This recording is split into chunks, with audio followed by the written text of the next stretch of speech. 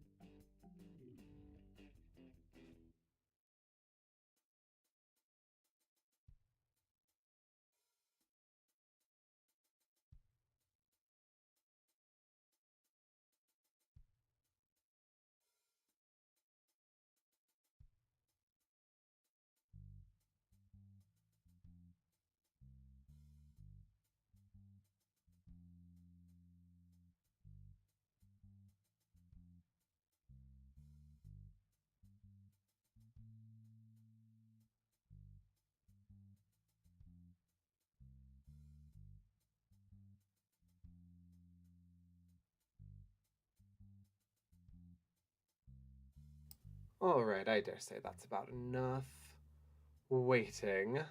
Um, Let's go ahead and move the screen over to just chatting. Hello, everybody. Alright, and we need this monstrosity, which I will not be wearing for the entire stream like I did on Monday, and nobody bothered to tell me. So, yeah. Wait forever! Let me pull back up chat to make sure I didn't miss anything. Fuzzy hat. Nobody.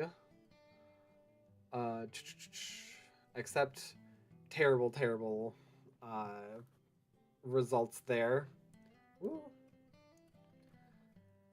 Then I blame it on being 3:30 and being tired. Oh no. Go to bed. Agreed. Go to bed if you're sleepy. Soon. Wait forever. Also, some of my friends decided I should get a pup hood, which I don't know how I feel about it. But they think I should. Why are they thinking about me wearing one? That's always the thing to ask when your friends are giving you advice on, like, kink stuff to get. If they're like, oh, I think you'd like it, it's like, you thought about me while you were participating in this? Aww. I think you should get a tail. This already took a turn. Welcome on in, everybody. Yes. Let's go ahead and start with like some housekeeping stuff. So first off, if you're over on YouTube, if you're watching this live or as a VOD, feel free to hit the like button and subscribe if you're new to the channel, or if you're not new and just haven't subscribed yet.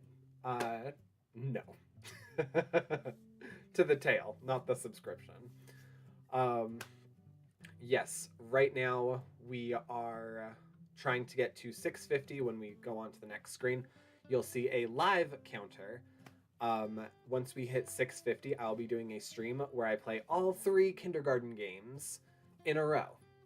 So, not on separate streams, one stream, 3 kindergarten games. Will probably be like 8 hours if my brain is functioning at about an appropriate level for that game, I think. Maybe. But yes, so that is news. I put a post on YouTube about it. If you're on Twitch, there's not really a way for you to let me know whether or not you're enjoying my face.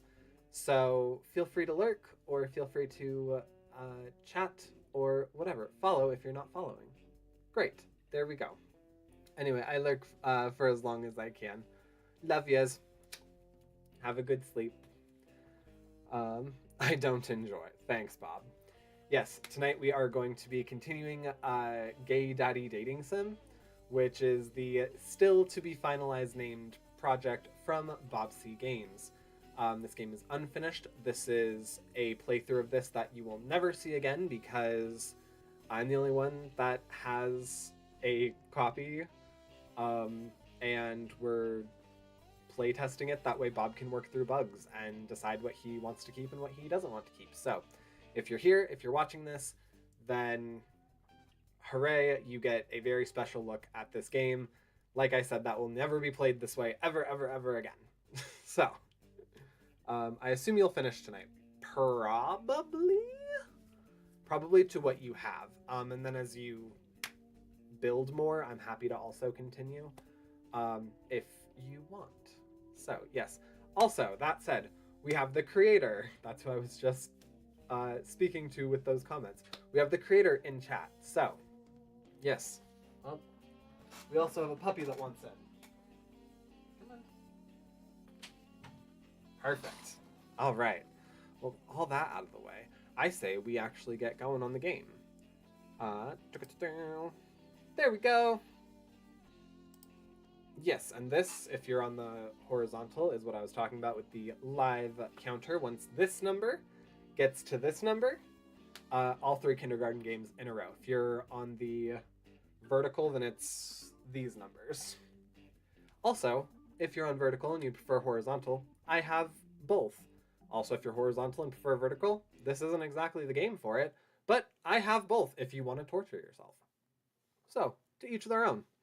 How does the music sound compared to my voice? Because this music also is not actually in the game. I just have a running soundtrack from BobCGames that I'm playing on a loop underneath it. So if it is combating my voice, or if you can barely hear it, oh my goodness. It will not be difficult to combat my voice, apparently. Wow.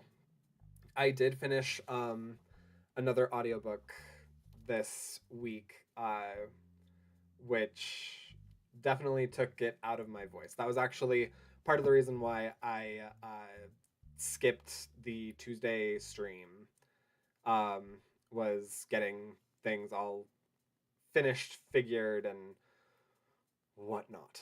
So, yes. Which has taken my voice away from me. Audio is fine. Perfect. Coffee is also fine. So then with that, I'm going to go ahead and pop music into my ear. And let's continue.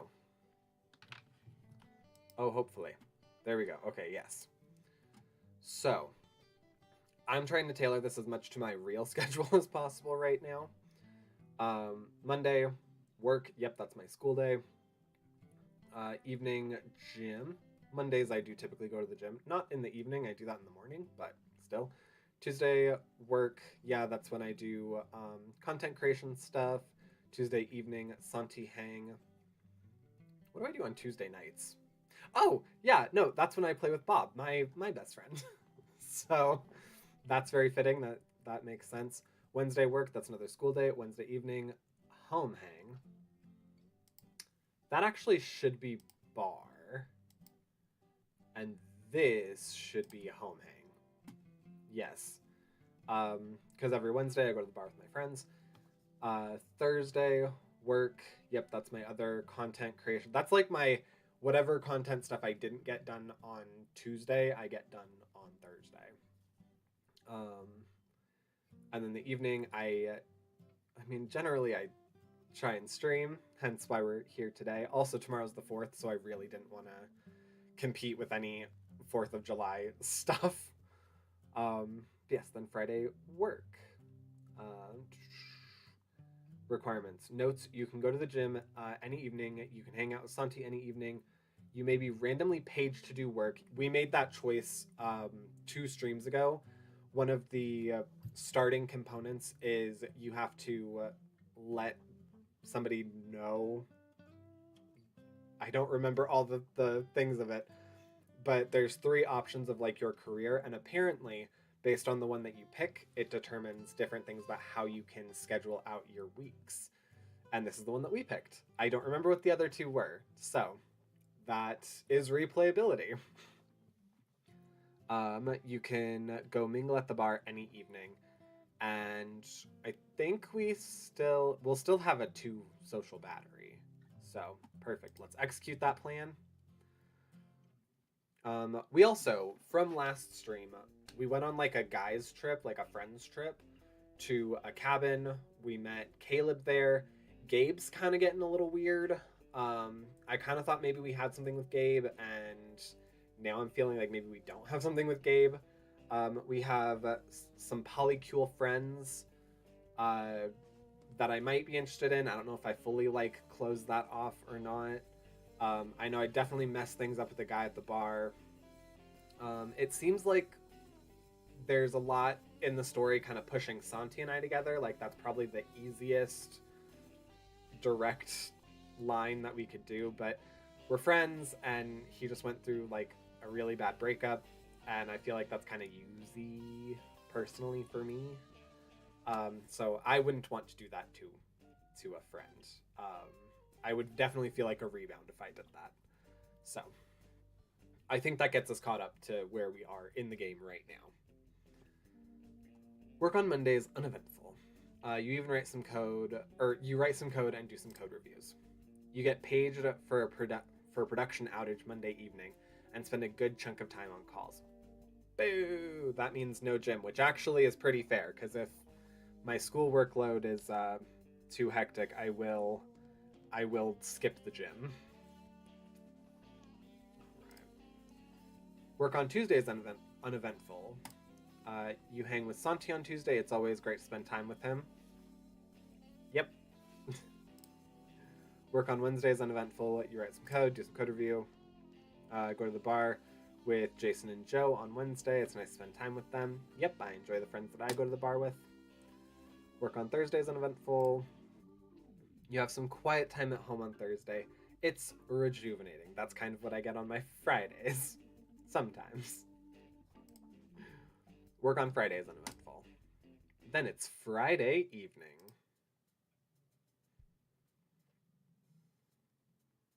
Oh, yeah, I know that this is clearly a placeholder. I'm gonna throw out, though, for the placeholder, you could have picked anywhere. You could have picked James' apartment. You could have picked Nick's apartment. Like, just saying. I was going through some like artwork that I have from old thumbnails, and you pick the dorm. Was a choice. I picked dorm because it was home from YAGS. Okay, that makes sense. It makes sense on like how it would look on your end. Santi, oh, I didn't tell you. My manager told me I should be taking more time off. She's not wrong. Actually, I should probably do the same. She was all like, Santi, you haven't taken PTO all year. Are you sure you don't need some time off from everything going on in your life? Haha, yeah, you're even worse than I am at PTO, man. I guess it could be nice to have some free days.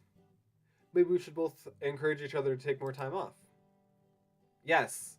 Yes, I feel as though I should be encouraging my best friend to take more time off. Yes, I will definitely be texting him to tell him to take more time off later. Yeah, side-eye that, Bob. You side-eye that. Not because of Albert, but just because we both work too hard. Definitely true. Anyway, freedom! Weekend! I assume Jason J2 are going to the bar tonight. Thoughts on that? It'd be fun, but also, we drank a lot last weekend, so not sure if it's a great idea. That's cute. Your phone dings with a text message from a different source. You tap over to it, a group message with Gabe, Jason, Joe, Santi, and a number you assume belongs to Caleb. Oh, I love group chats where I don't save everybody's number. I have recently had to rectify one of those because it got very confusing. And other reasons. I'm not going to disclose that on the internet quite yet. um, hey, Cal and I were talking today, and he wanted to thank everyone for last weekend by hosting a chill evening at his place. Oh, okay.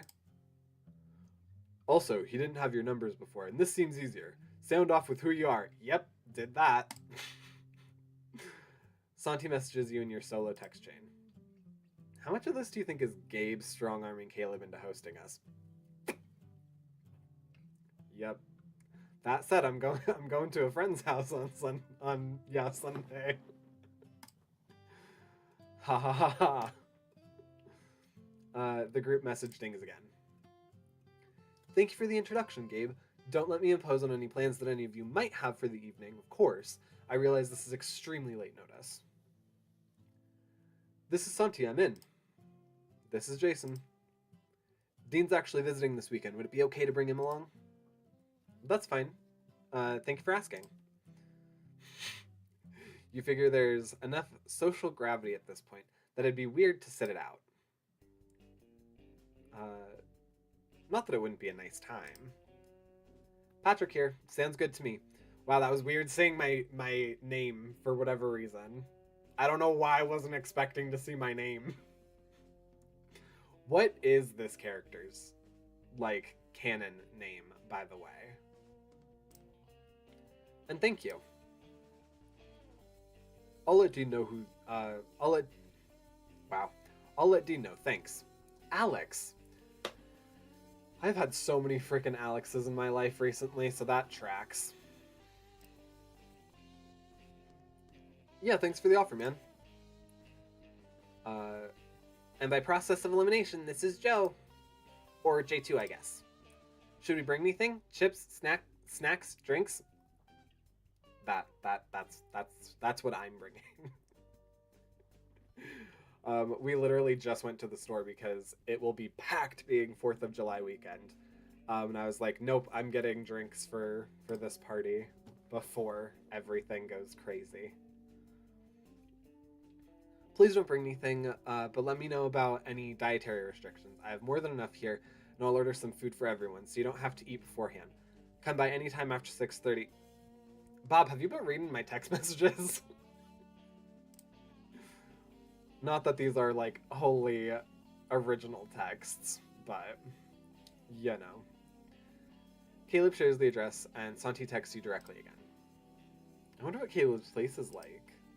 I don't know. This address is one of those super luxury waterfront places downtown.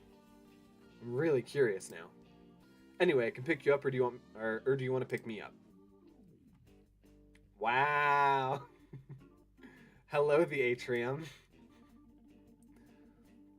The drive over is fine, and you enter the impressive-looking building together. As directed, the two of you walk into the lobby and give the apartment number to a curt-looking receptionist who nods and points toward an elevator. Penthouse, right? You shrug. Apparently. The elevator seems to be waiting for you already, and you take it up. The elevator seems to open right into Caleb's place. A large living and dining area greet you as you step out, and floor-to-ceiling windows at the end of the room show a breathtaking view of the city skyline. Okay, I can see why you chose this. Santi whistles at the sight, clearly impressed. You seem to have beaten Jason, Joe, and Dean there. Gabe and Caleb are standing in the dining area with glasses of amber liquid that you'd guess is whiskey.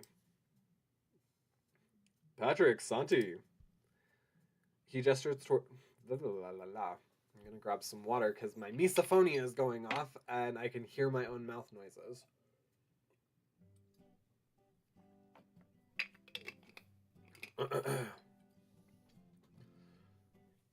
Alright, he gestures towards a selection of drinks on the counter.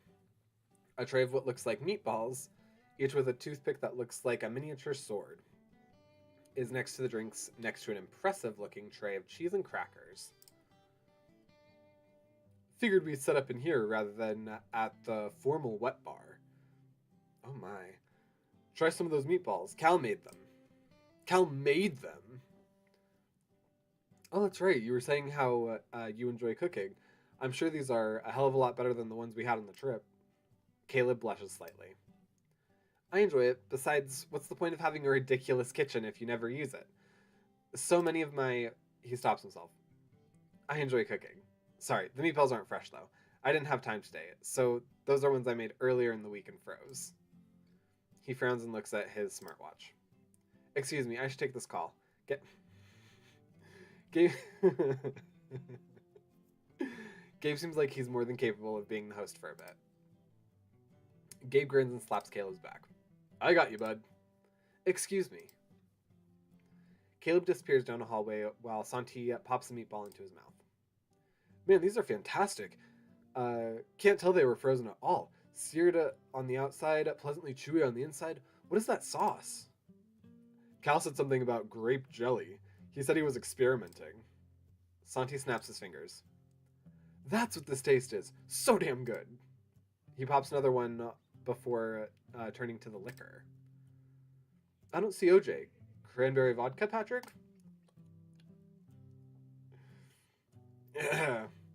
Oh, I'm sure there's orange juice in the fridge. That's fine, thanks, Santi. No, please, get me the orange juice and something else. Get me something else that isn't just cranberry vodka. He pours you a drink with Belvedere, which you idly remember is a premium brand. Ooh. And grabs an IPA for himself. So if you're hosting, Gabe, give us the grand tour. Orange juice and tomato juice. No. No. No. No. This is the dining hall. It's where you dine. I never would have guessed. Honestly, I've only been here a couple times before. It's a freaking gorgeous place, though. It's nice, but it feels a bit over the top. It does, doesn't it? Caleb walks back into the room and Santi immediately looks guilty. Shit, I didn't mean to... Don't worry about it, you're not wrong. I can't decide if it'd be better or worse to get a less ostentatious place. Because... because this would just sit empty most of the time if I did. You... Okay. Sure. Sure. Is this one of your family's real estate investments? Yeah, that was what I was kind of getting at. I'm like, what do you mean? Like, you can't just get rid of the place? Like, liquidate it? Caleb nods.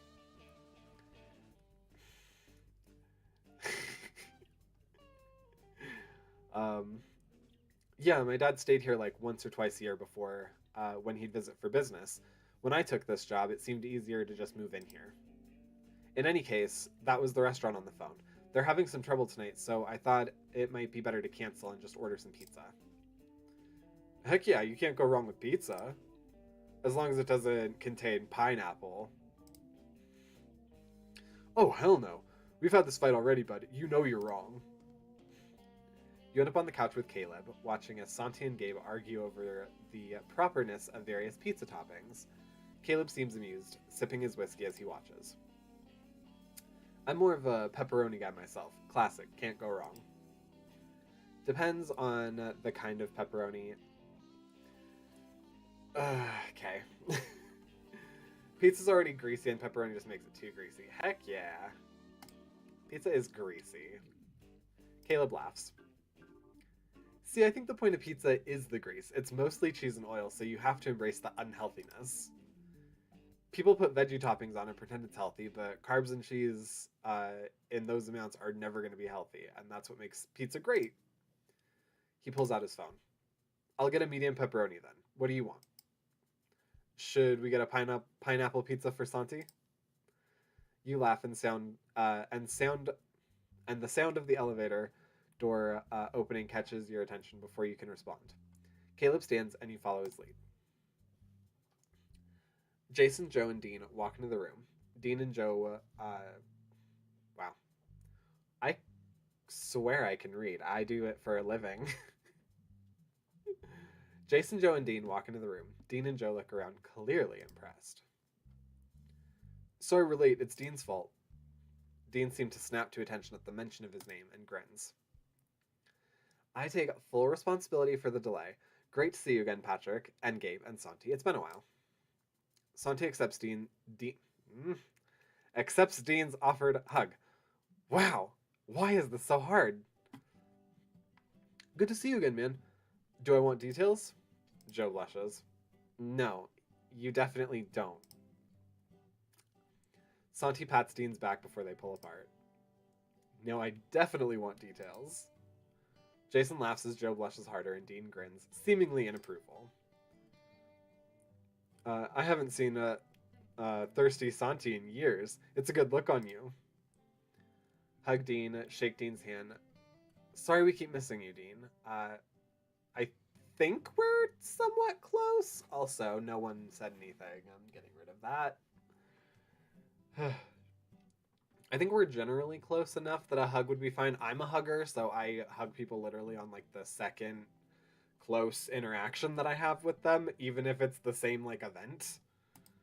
So he returns the hug, gently kissing your cheek as well.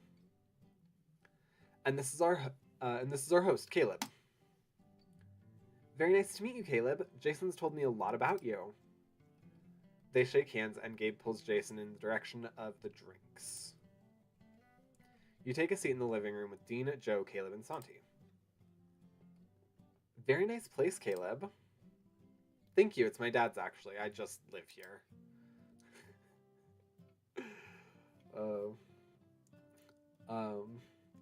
I was inadvertently insulting it earlier. Caleb shakes his head. No, you were right. It's a little over the top. Well, even if it's extravagant, it's also nicely decorated and very tidy. That's my interior designer and housekeeper, respectively.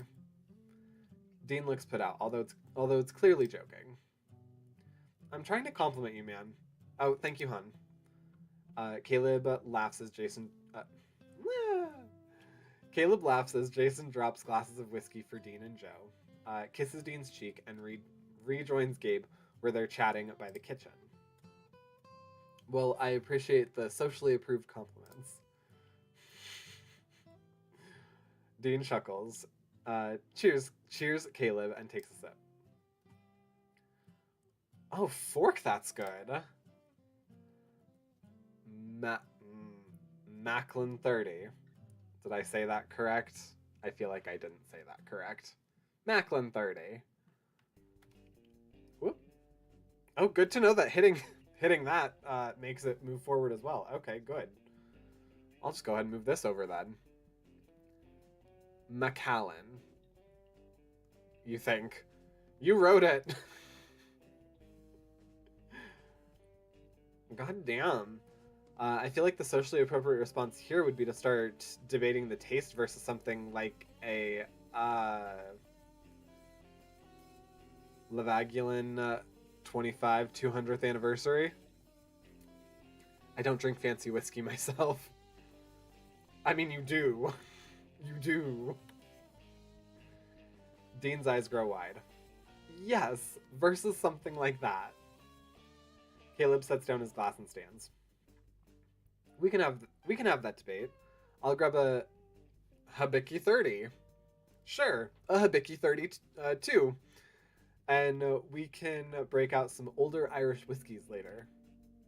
I'm dreaming. Pinch me, babe. I'm dreaming. Caleb laughs as Joe starts playfully pinching Dean's arm. The evening ends up being an extremely pleasant one, and the pizza is delicious. You end up sitting with Caleb and Jason hours later, watching Dean and Gabe arm wrestle while Joe and Santi cheer them on. By the way, just so you know, I'm not upset with either J2 or Dean. We just had a talk recently, and I'm giving them more time together. Very good, very nice. Also, Bob, quit. Quit eavesdropping on my conversations. You had been curious, although you weren't going to ask. Actually, they were going to go out tonight on their own, except Joe insisted he wanted to come here and insisted I should come along, so here we are. Well, I apologize if this is if this impromptu gathering ruined your plans. Yeah, you look around the corner there. Nah, this is just funny for reasons I'll tell you off stream because it's longer.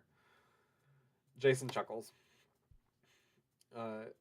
No, don't be. Joe already felt a bit weird going on a solo date with Dean, even though they've done that before many times. He preferred this tonight, really. It's important in a polycule, just throwing it out there for anybody. If you're in a polycule, like, have solo date times. If you're in like a triad or quad or whatever, where like all parties are dating each other, like you still need those solo interactions. And then if you're in a polycule where like you have separate entities outside of like your primary relationship, you need to have that time too. So it's healthy, it's important.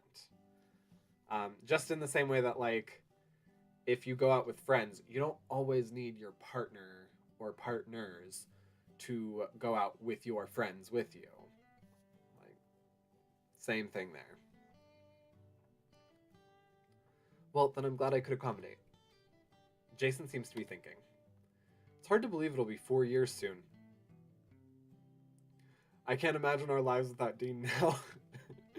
And a bit over 4 years ago, we didn't even know who he was. I probably should start thinking about an anniversary present. The 4th anniversary is typically fruit or flowers, or appliances. Or if you prefer jewelry, blue topaz. Although Dean doesn't seem like much of a jewelry person. Jason laughs. He isn't, but that would have been a good idea for Joe. I'm not sure if gifting Dean something like a fridge would be a good idea, but fruit and flowers seem perfectly reasonable. Thanks for the suggestions. You're quite welcome. Also, thank you again for being such a gracious host. Are you sure we can't at least pay for the pizza? I feel like Dean's been drinking his way through your whiskey collection. Caleb chuckles. It's more than fine. I should actually apologize for serving carbs and cheese with more carbs and cheese. If I'd known that the restaurant would fall through, I would have had a crudité instead. And with respect to drinks, what's the point of whiskey if not to share with friends? Fair. Very fair. It feels counterproductive to buy a nice bottle and keep it on display forever. Also, yes. Also, in case you've stumbled upon the wine collection and want to object to my statement, that is my dad's fault. I did, and I wasn't going to ask. I was saying before, I believe before you arrived, Jason, that I wasn't sure whether I should just get a place that's a little less showy. But my dad had this place long before I decided to move here, and it felt like a waste to buy a separate condo or a separate house. If you have the money, why not get a place you actually like? If you have the money, why not flaunt it? You're right, it would be wasteful. If you have the money, why not get a place that you actually like? I have mixed opinions about this because there's part of me that's like, if you are concerned about the ostentatiousness of this, like,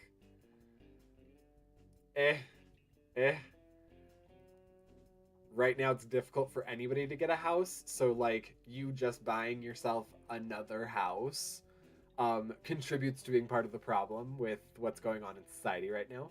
But sure, because this is how I feel like I would react to someone that I like. Buy a place that you're comfortable with. Caleb shrugs. It'd feel wasteful because we have to keep paying for the electricity and everything here. Also the housekeeper, maintenance, the building fee. Yeah, so it's like, why have something that you aren't using that you just are paying for that has no purpose? Crazy, right? If it was a new city and I could find my own housing, I absolutely would have gotten something more suited to me. It's just a harder decision here. Well, for what it's worth, I think you're making a very sensible one. I hope no one's giving you trouble for it at work. Honestly, that's not the part people have taken issue with. Although you get the occasional person trying to cozy up to you for the benefits. Actually, I was worried at first that Gabe was trying to take advantage of me. He shakes his head. I'm thankful for him, and not only because it allowed me to meet all of you. Actually, Patrick, I was wondering if you wanted to come over and make meatballs sometime. I was remembering your comment at the cabin while I was making this batch. That sounds fun. I'm not sure I'm up for that much work for something to eat. That sounds like fun. I would not turn that down. Rich people are weird. Yeah, rich people are weird, Bob. Um,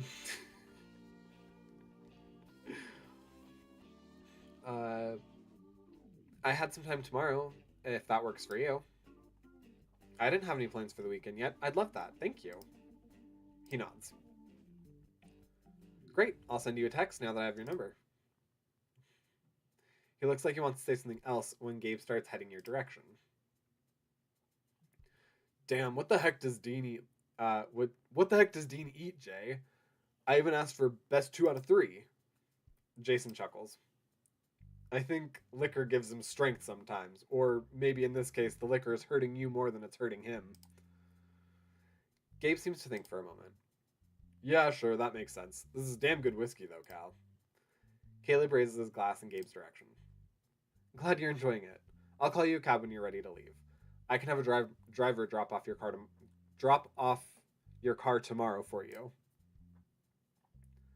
Actually, it seems like we should go before we all overstay our welcome. Please, don't feel like you have to rush out on my account. And as Dean would say, that's the socially expected response. He finishes his drink and stands, and Caleb stands with him. Thank you again for a lovely evening, Caleb. We should host everyone sometime at our place. It's been a while since we've done a big gay gathering. I guess gays and friends in this case. As long as you don't mind dogs. I don't. I'm more of a cat person myself, but I enjoy spending time with dogs. Thank you for the potential offer. Interesting. Gabe snaps his fingers. Oh, right. Where's Estelle? Did she come out? I haven't seen her tonight. I assume she's in her usual spot under the bed. Jason chuckles. I'm going to assume that's your cat, as opposed to a secret woman you're hiding from us. She is a pretty gorgeous lady.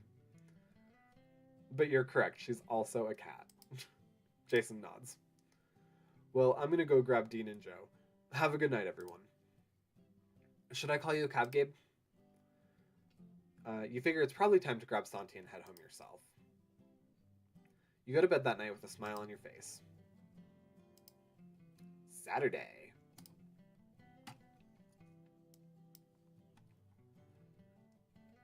Jason. Text. We're in the text chain. We're in the group chat. Speaking of which, sorry. There we go. Good morning, everyone. Joe and I are putting out tentative feelers to see everyone's availability for another queer wine party tomorrow evening. Alright, that I feel is a little soon. Like, you're getting together on Friday, and then you're going to get together on Sunday as well. Like, that is a lot to me. That said, I generally go out on, like, Wednesdays, and then again on Saturdays.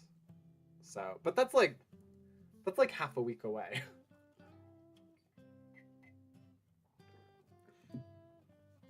That's a lot. Uh-huh.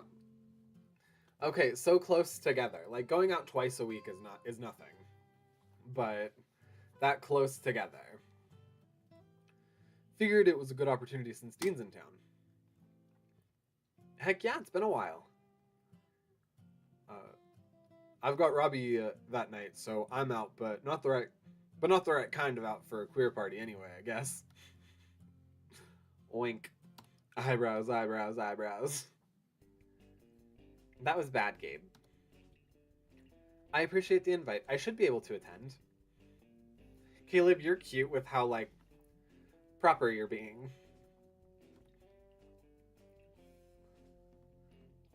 I'll send you their address. Assuming this is a big thing. Yeah, but wanted to make sure enough of you were interested before we started extending the invitation out to a wider group. Fair. I like that I have a friend group where I am one of these people before the invitation goes out to more people. I haven't seen a bunch of the more extended group in a while. That sounds fun. Sure, that sounds good. Your phone dings another message, directly from Caleb. Apologies again for the short notice, but I wanted to see if you'd be interested in making meatballs tonight. That works for me. It's not short notice. All right, coming off at the hour mark. It's not short notice. We already kind of talked about it. So, yeah. Great, see you tonight around 6. I figured we could do homemade pasta and meatballs for dinner. That's cute. He's having us over for a not dinner date. That sounds amazing. See you then. Why the ellipses? Why the ellipses? That says something else to me. Okay. There aren't any further messages, so you consider what to do with your morning. You hadn't really finished cleaning since returning from the cabin, and you have some other chores to do, but you could probably put that off until tomorrow. Gabe would probably be at the gym, and Santi had mentioned maybe trying to start a fitness routine, so he might be there as well.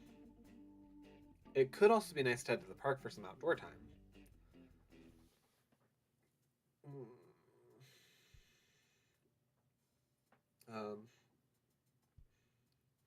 I don't think you're going to have enough affection with him to trigger it being an actual date. But yes, it could be an actual date. Okay, fair enough. Good to know that's an option, and that we have technically encountered or would on some path encounter enough affection points to trigger that for him. I want to see who's at the park. I want to see if there's any other avenues that can be opened up to us. I'm kind of feeling Caleb, but I want to have other options open. Wow, this says a lot about me right now. Interesting. The park is busy, and you're only a little surprised when you spot familiar faces at the dog park. Oh my god, I totally forgot that there are friends that have dogs. Yep. Jason waves at you as you approach. Good morning. No, Dean? Joe laughs. I swear we've angered the gods or something, because as soon as we sent the invite around to everyone, Dean got a call from Chloe and headed out to meet her. She was having some personal issues and needed him. He's a good dad. Oh, he's a good dad. He really is. We thought we should rescind the invite or reschedule, but Dean insisted he'd drive back tomorrow afternoon for the party. Stop reading my texts, Bob. Even though you're going to be, even though that's going to be a lot of driving. So the party's still on, if you were wondering. Oops, I need the park scene transition. Yep, right now they're technically at my house. Oh. Okay, so the party is still on, and we're just rescheduling to include someone else later. Adding on, not rescheduling, we're adding on. Clipper comes bounding up to you. Sit. He does, looking between you and Joe expectantly. Joe shrugs. I forgot the treats today. You swear Clipper looks put out by the admission, but remains obediently seated. Jason bends down and gives him scritches. I have his ball, at least. Clipper immediately gets excited at the mention of ball, excitedly running after it when Jason throws it. Bailey seems to regard the three of you from his place lying in the shade of a tree, yawns, and trots over to the three of you. Come on, Bailey, let's jog. You spend the morning with Joe, Jason, and the dogs, and head back to your apartment for lunch afterwards. After lunch, you consider your afternoon. I'm also meeting Caleb tonight. Have a quiet afternoon in. Go to the cafe. Go to the cafe. I would like coffee. Wow. Huh. You have a nice quiet afternoon at the cat cafe with a book, although you don't run into anyone you know. We aren't meeting any cute cat daddies. You happen to look at the clock around 5:30 and realize you should head to Caleb's. Caleb already has all the ingredients laid on the counter in his massive kitchen, and he laughs at your reaction. Okay. He laughs at your reaction when he starts soaking a loaf of fancy-looking French bread in milk, saying it gives the meatballs a better texture. You grind some steak and pork chops in a meat grinder while he chops onions and garlic, wearing a pair of goggles that makes him look silly but apparently works wonders for crying, and mixes everything together in a bowl with the bread, eggs, spices, herbs, cheese, and the onions and garlic.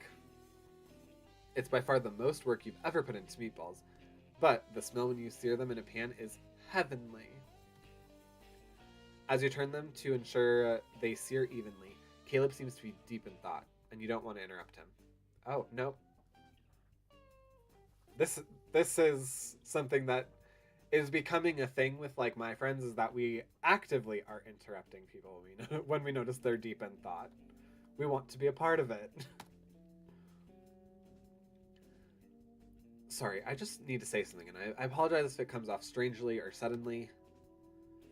I've been thinking over the evening at the cabin, and particularly when we played Truth or Dare. Bob, I realize I also need to talk to you about that. When you asked me whether I'd be interested in dating you, I know it was probably just part of the game, but I feel I should say that I value your friendship, but I'm interested in dating you.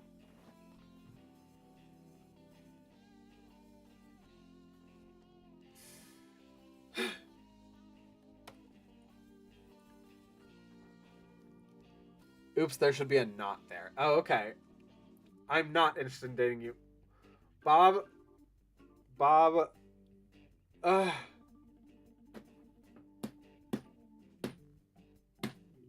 Okay.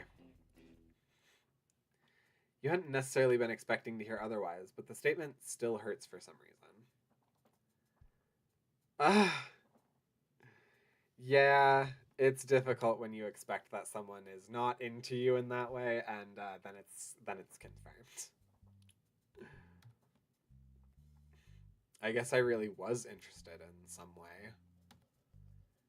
You shake the thoughts away, not wanting to make Caleb feel guilty about anything. It was just part of the game, but thanks for the clarification. Ugh. All right, I'm gonna do a side story right now, just for funsies.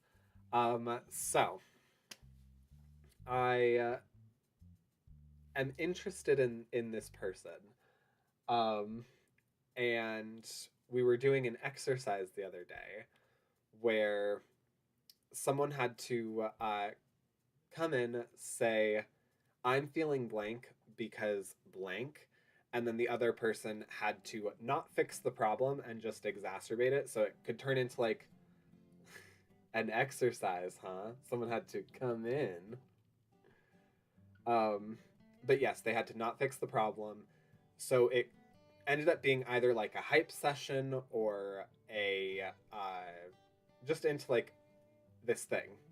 And I was the first person to go, like as the hype person, which meant that I would be the last person to go as like the person coming in and making a statement. And I noticed that this guy that I'm into, he intentionally was like letting everybody else, I think intentionally, letting everyone else go ahead of him until it was like the last one. Hey, Omar. Until it was like the last one. Uh, and brain. Uh, yes. So one of my close friends, and this guy, like, were doing their scene. Oh my god, their scene was so brilliant. It was incredibly powerful.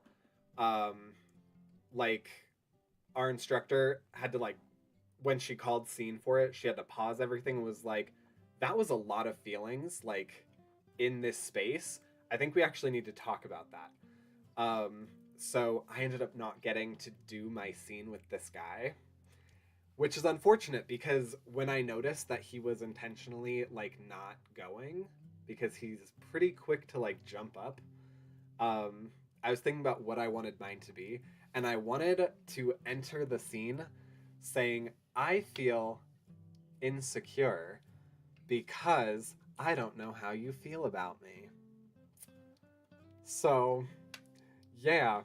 And this is reminding me of that. Because, like, oh yeah, me doing the whole, like, would you date me? That was just part of the Truth or Dare game. And very much the same, where it was like, if it were to be asked, I would have just been like, oh no, I was just playing in the scene. Like, that was a good one that would be a conversation and it wouldn't have like a lot of dull. Um, but yes, unfortunately, I wasn't able to ask him. Although I did text him and I was like, hey, I acknowledge that we didn't get to have our scene together. Maybe next time. So I'm not gonna focus because I will be playing my Steam Deck and talk. Totally get that. No, by all means. We always appreciate lurkers here. It's great. But yes, so Bob, thank you for inserting another another thing from my life differently into your games. He nods. Oh, you should turn the meatballs again. The tension's gone, and while you finish searing the meatballs, Caleb quickly throws ingredients into a food processor to make sauce and puts some water on for the pasta. I will say, also, just heading back to my story, I also assume this person is straight, mostly, and that they don't have interest in me, but, so I'm seeing a lot of parallels here. It isn't long before the meatballs are simmering into a bubbling sauce and the water's heating up. Caleb looks over everything, satisfied. How about a drink while we wait for the water? I can make a screwdriver. Yes, yes, yes. They're just a little bi-curious. Well, I don't know. I think they could just play along very well when I'm flirting with them, because I have another friend who is the same way.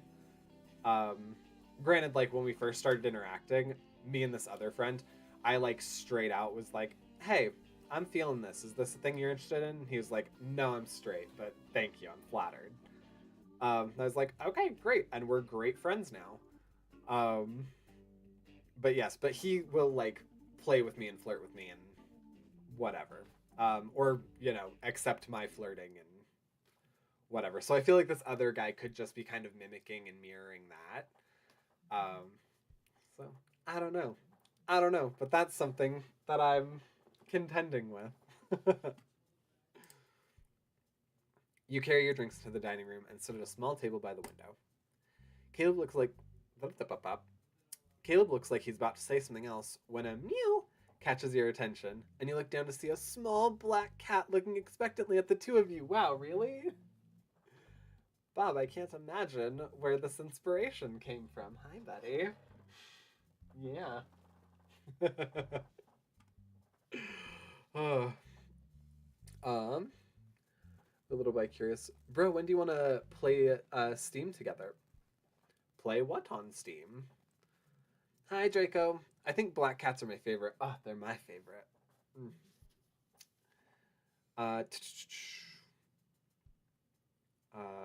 You look down to see a small black cat. He laughs. The princess is finally feeling left out, I see.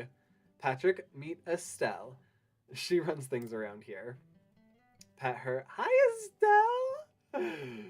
Will she be dining with us tonight? Hi, Estelle! She stares up at you for a bit before patting off to a chair in the corner. Caleb chuckles. Don't take it personally. She ignores everyone until they give her attention, at which point she runs away. Oh, good. I guess I would rather her ignore me right then. Although I would steal Oscar from Josh any day. Oscar's a good boy. He glances over at the kitchen. The water will be ready soon. I should feed her and then we can make the pasta. You watch him prepare a dish of food for her before grabbing the ingredients for the pasta and laying them out on the counter. I figured we'd use a mixer. It's fun to do by hand, but at this point, I'm hungry enough to forego the additional time commitment. How can I help? You end up making the dough with his guidance, and he needs it afterwards for a bit more. For a bit before declaring it ready. There we go. Whew. And now it rests for 30 minutes before going through the pasta machine, which is why I thought we'd use the mixer. Do you want anything to snack on in the meantime? I just realized I should have offered earlier, so we're not drinking on an empty stomach. Drinking on an empty stomach is great, bro. Sure, have anything sweet? Sure, something lighter? Have anything sweet? He laughs. Dessert first? Yes. Always dessert first. A meteor could come crashing through the ceiling at any time, wiping us out, and if you don't have dessert first, you will have died, having denied yourself the one part of the meal that you really, truly want. Dessert first, always. 10 points to whoever can tell me where that quote is from. Dessert first. I got some cannoli for dessert, but we could probably sneak one now. We're adults, so we get to decide the order of courses, right? Correct. That is one of the perks of being an adult. He grabs it and you sit at the table again. He sips his whiskey. I hope this has been more. I hope this has been more fun than work for you tonight. Definitely. I've enjoyed the company. The company as in the person? Worth doing once at least. Definitely. He looks relieved. I'm glad. I was wondering if I should have started with something a little simpler, but we'd specifically discussed meatballs at the cabin, and I hadn't wanted to suddenly switch it up. The conversation and the rest of the evening, including the meal, goes smoothly and enjoyably. You load the dishwasher with him afterwards, and he starts it before glancing at the clock. Well, I should call it an early night tonight. I have a conversation with my family early tomorrow morning. My dad's in Europe right now. Ooh, that is fun. I don't know, what online games do you have? That's a great question. Bob and I were actually discussing this. I don't actually have a lot of like multiplayer games. I'm a very like solo story type of guy. I feel there's just something about the way I write that makes it harder to read out loud. I assume cannoli is not a pat dessert. Oh, it is definitely not a pat dessert, no. Crispy, flaky outside and creamy inside. Hang on. Let me look at one. I'm pretty sure a cannoli is something that I cannot have. Cannoli. Holy cannoli. Oh, okay, wait. Actually, it would depend. This is what a cannoli is? Oh my goodness. Okay. I think I've seen a lot of like savory cannolis, which would definitely not be a thing for me. And depending on like what the texture is inside, if it was like just cream, I could probably stomach it. If it was cream that had like hazelnut or if it had like chocolate chips or something in it. Something that isn't too much of an additional crunch, so maybe not like nuts or something. When I said hazelnut, I mean like the cream is hazelnut flavored or something. But yeah, no, I could probably do this. I think this would be good with like, I think something like this with like chocolate chips and like a coffee would be great. Yeah, I could definitely see some of this. There's some of these that look like super sweet. Okay. I think I want to try cannoli. Um, I've never heard of a savory cannoli. Are you talking about a manicotti? Manicotti. Let's look that up. Nope. Nope. I'm definitely thinking of a cannoli, but I have definitely seen a cannoli where it has like more savory things in it. Because of course I date men that are exclusively into like savory food. Uh, my dad's in Europe right now. Okay, let's get back into the game. Should I call you a car? You've only had a couple drinks, but better safe than sorry. You decline the car and thank him for a very nice evening before heading home. You're getting ready for bed when you get a text from Santi. How were Caleb's meatballs? It was a lot of fun, actually. I had a great time. Tell me about it tomorrow. Brunch, my place? Works for me. You fall... Excuse me. You fall asleep feeling generally content. Yeah, kind of disappointed that seems like I've already messed things with Caleb. So I'm probably doing another run where I end up with nobody by the end of it. As planned, you show up at Santi's the next morning for brunch. And you talk about the previous day's events. Man, that sounds like too much work. I mean, sure, I love making me some complicated dishes with love, but meatballs seem like such a simple dish. I think we only had... I think we only think of them as simple because they can be mass-produced and frozen. Okay, you've got a point there. Actually, that reminds me. Caleb invited me over to play some more madness. He extended the invite to you as well. And you're just now remembering this? Uh-huh. After what I'm sure was us already telling you, like, yeah, he out and out rejected us. Anyway, I was gonna go to the park workout this afternoon, so maybe that means a morning vegging out on the couch. Romance movie? I've been putting off chores and should probably take care of them. Boo being an adult, but I get it, man. Maybe I'll see you this afternoon, and if not, then definitely tonight. You spent... Ow, bit my tongue. Ow. You spend the rest of the morning taking care of the necessary laundry and cleaning. You're trying to decide what to do with your afternoon when your phone dings. Hey, park workout this afternoon? It's going to be my first one exercising and I could use a cheerleader. You're not going to tell Santi no, so you head to the park. Hello. When you arrive, Gabe and Caleb are chatting with a man you don't recognize. They stretch. Gabe notices you and waves at you. Patrick! You join the group and the new guy waves at you. He's kind of hot. I mean... blonde hair, blue eyes. Actually, I have my cute gay and ready to slay shirt that is that exact shade of yellow. So I mean, thank you again for constantly making characters after me.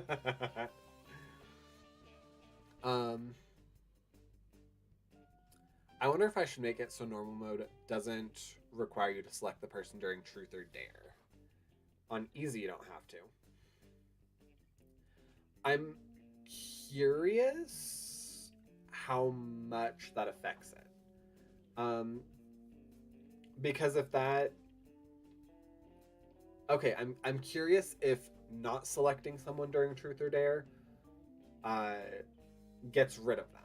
Because if it like out and out gets rid of some of the people that you're gonna see most often in the game, then maybe not. Or maybe have it still be like opened up where there's options on keeping things open. Effectively on normal hard right now, you have to select a single person. And if you don't have enough affection with them, then you're definitely single. Okay, so you just told me that I am single. From at least everybody that we've met so far. Because Caleb rejected me. Cool. I finally finished the game Combat Master. It's free. Maybe we can play it together. Maybe. Combat Master. That sounds like a ha ha ha ha ha fighting game. Whereas on easy, it'll check each guy's affection in order and give you opportunities with each, regardless of your truth or dare choice.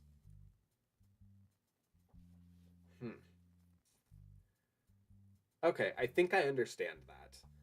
I think because most people would maybe would select normal, having a way where it doesn't, like I said, where it doesn't completely block off other people, um, might be easier. But also, I don't know like the length and brevity that you want of this game. Because if like we're at the halfway point or whatever, then yeah, having guys like get ticked off that early is beneficial. Um, yeah, he's kind of hot. Something about his smile, or maybe the way his blonde hair casually falls around his face, makes it hard for you to look away from him. Even though his t-shirt is a little baggy, you can still make out a well-defined chest through the fabric, in addition to his impressive arms. Yeah. Hendrik.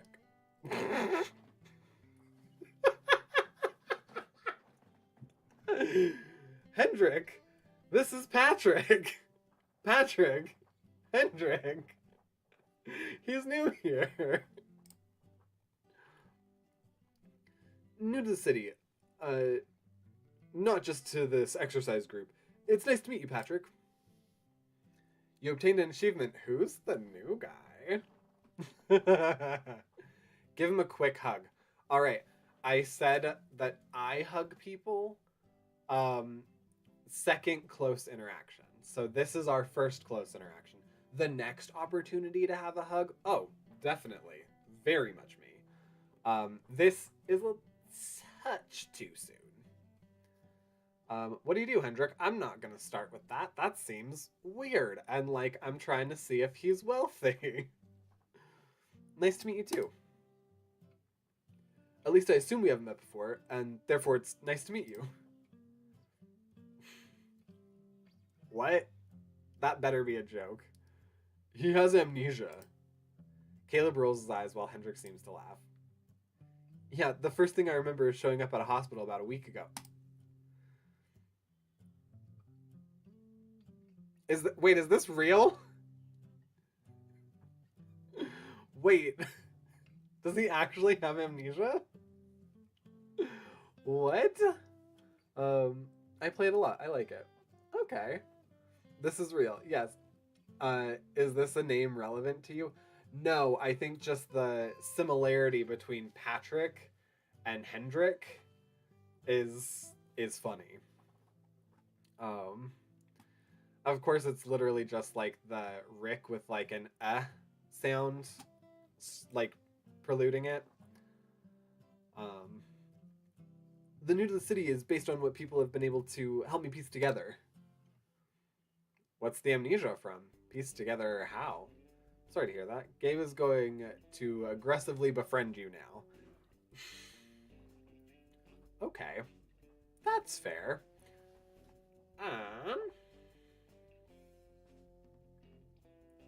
I want to know what the amnesia's from. I'm not going to say I'm sorry to hear that, because he could have had a terrible life before his amnesia. I don't know. There's nothing to do about it. Gabe's going to aggressively befriend you now.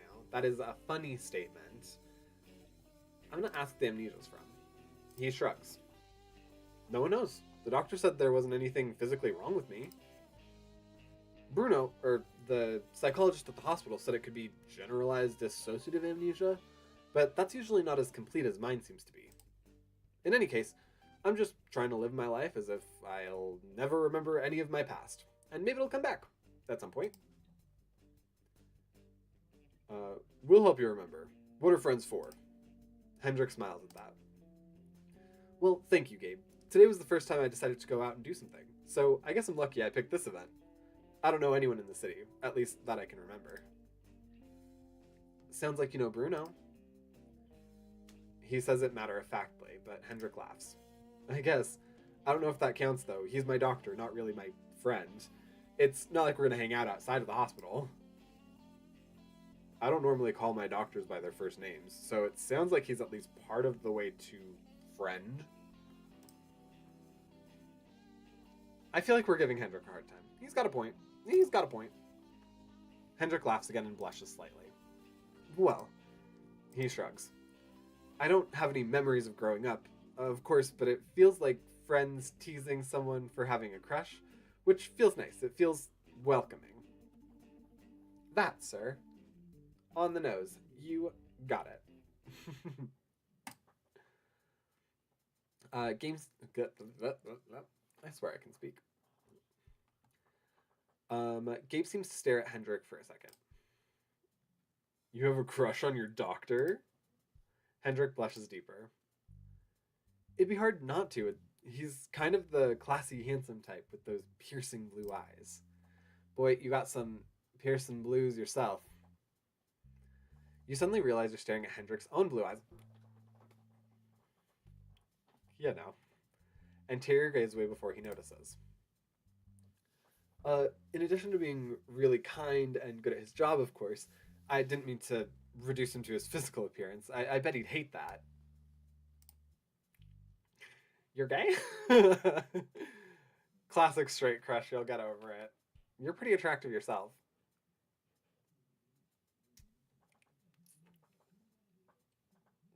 I feel like... I do feel like I would say this.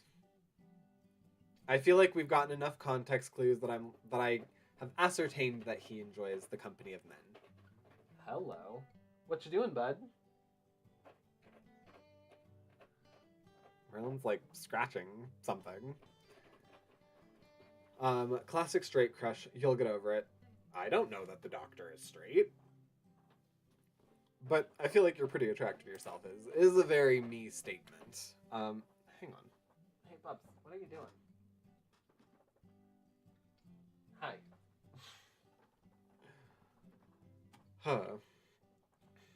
This is real, yes. Also, when do you want to play it? I don't know. I don't know. My Discord handle is the same as this. Message me on there because I have a very, very full schedule. Shout out to the real Bruno. He's a fellow friend of Dorothy. Oh, okay.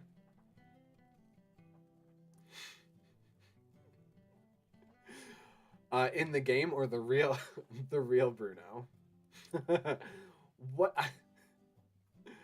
On that note, it just rained here, and when we were taking Merlin out, we saw a rainbow. So, I mean, Hendrik is a fellow friend of Dorothy. Oh, okay. Got it. Okay. I just know that he enjoys the company of men, so... Yes, Bob, we got the context clues. Friends from over the rainbow. Oh my god, no, you were talking about... You were, you were saying my story about the rainbow. Okay. Oh. Bruno is a real doctor. Oh, okay. Perfect. On Steam. Okay. Yes, the rainbow is gay. Got it. Context clues. Oh, thank you. That's very nice of you to say. You're attractive as well, Patrick. Don't I know it? You'd expect Gabe to make a quip about whether Hendrik finds him attractive, but instead Gabe just frowns. I feel like I feel like Gabe's kind of dealing with something, and we're exacerbating it a little bit, unintentionally. You're gay? Hendrik looks slightly concerned. I guess I'm attracted to both men and women, so maybe more bisexual? Is that a problem? Gabe stares at him with an expression you can't read before grinning and shaking his head. Not at all. I was just going to say you should join Patrick in the gay club. But I guess that doesn't really fit. We need a bisexual club. You can start it. Anyway, if we're going to be friends, give me your phone number, Hen. Yes, here's the aggressively friending someone. Oh, right. Let me figure out what it is. I could have had this number all my life, but don't remember it right now. He pulls his phone from his pocket and fiddles with it for a second before Gabe grabs it from him. I'll just text myself. Patrick, you want in on this too? You nod. You definitely wouldn't mind seeing Hendrik again. Tell him if he's making you uncomfortable, Hendrik. Gabe kind of aggressively befriends people. Gabe sticks his tongue out at Caleb. Yeah, like you minded. Hendrik just looks pleased with the situation. By all means, and thank you, all of you. Santi appears with Robbie and Gabe, as Gabe types on Hendrik's phone. Daddy, up! One moment, buddy. Daddy's busy for a second. He hands the phone back to Hendrik, pulls out his own phone, and types a bit more. Your and Hendrik's phone ding. Got it. Okay. And you can hear Caleb's buzz from his pocket. Oh my god.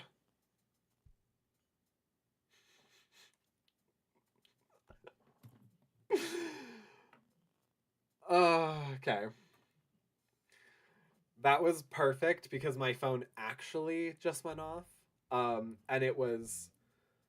I had 2 messages, so like it was just so perfect with this. You have no idea. There, I've started a group chat. Just text him your name at some point so he knows which one's each of you. Hendrik looks.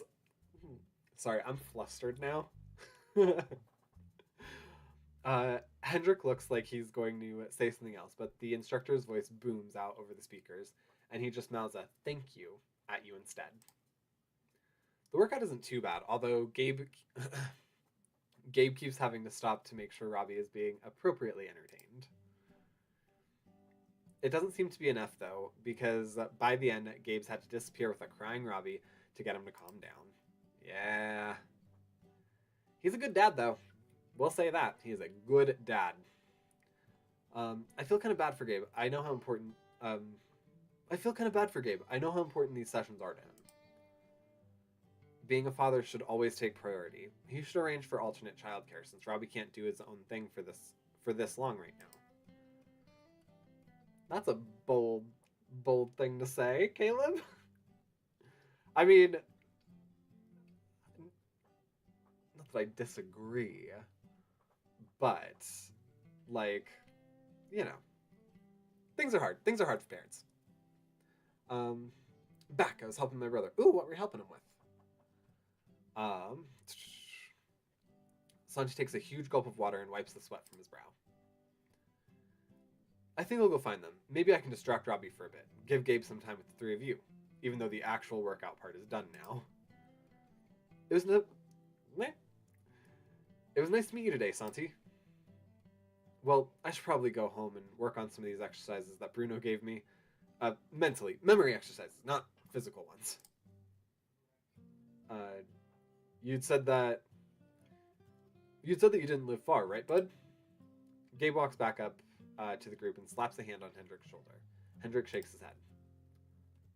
Right, just a couple blocks from here. We'll walk with you then. We'll walk you home.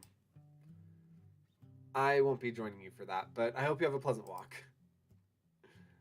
See you tomorrow, Cal. Is it okay to leave Santi and Robbie for a bit? Gabe waves his hand dismissively. All right, I was giving Gabe props on like being a good dad, and not that like Santi's a stranger or anything, but still, it's just like it's bad manners for everybody to be like, oh, yeah, they can watch my kid. Don't worry, it's fine. I can do this. I can hang out with this hot guy. Caleb is very blunt. Caught that. Caleb seems somewhat similar to James. With like slightly more articulation. Oh my goodness, I just realized that my leg was almost about to fall asleep. Yeah, they're looking at the ducks, and I gave Santi some money to get ice cream if he needs a further distraction. Alright. He's hitching his bets a little bit, so I can appreciate that. My place is this way. The walk is full of pleasant chatter, and you appreciate the opportunity for a more gradual cool down from the exercising. Well, there it is, just up ahead. Great. Gabe frowns and noticeably slows his walking pace as you approach Hendrick's building. Wait, you live there? Hendrick looks confused, although you definitely understand Gabe's sudden apprehension. Yes? The building you're approaching is a large, modern structure, white and curvy and gleaming in the sun. You remember it had been extremely controversial when it was built, completing only months earlier. Live in Mother's modern luxury, the ads had said, boasting that it had taken design inspiration from Mother's spacecraft and androids. I need to play this freaking game. Gabe had been convinced that anyone who'd live in such a building had a death wish. Joe had expressed regret that he and Jason already owned a house. Everyone you talked to about the building had an opinion, one way or the other. It was obvious which side of the debate Hendrick, or at least his previous self, was on. Hell no. It was nice to meet you today, bud, but no way in hell I'm risking Mother's wrath. Hendrick just looks even more confused. Oh, yeah, if he has memory loss, he has no idea about what happened with Mother. I need to write this freaking game.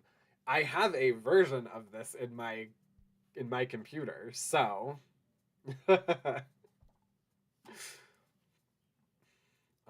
so you have at least a part of it written. I know that. Hendricks just looked even more confused. But my mom is dead. Why would she be upset about whatever you're worried about? Even if maybe she was so traumatic that my brain... Gabe shakes his head and looks at you. Does that have something to do with his memory loss? The event that happened with Mother? I'll explain it to the poor guy. You explain it to the poor guy. I'm out. Hope to see you next weekend. Hendrick looks utterly bewildered now, waves at Gabe as he walks back in the direction you'd come from. This building is controversial. Let me tell you about Mother. I'm going to make sure Gabe gets back safely. It's pretty neat that you live here. I don't know.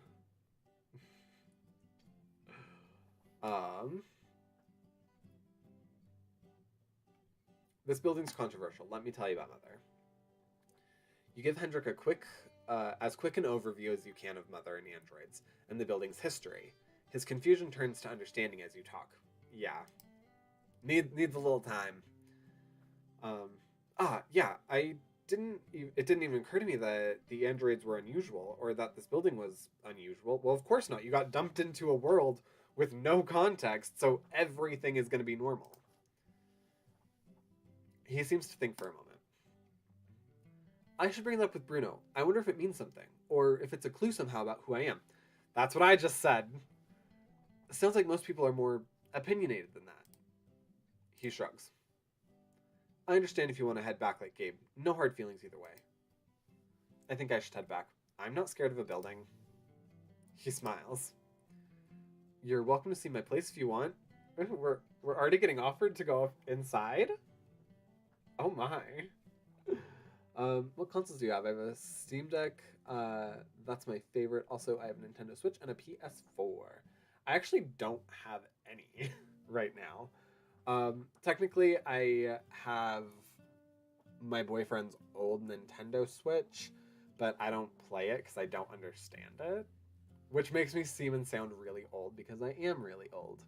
So, but yes, at this point, I am strictly like a PC player. Yes, I used to be into like Sony stuff when I had my PlayStation 2, but since I got rid of that, I really have had no interest in getting like another console that will be outdated and have games that will be outdated and yada yada. It just doesn't seem worth it to me. I got other stuff I gotta spend money on.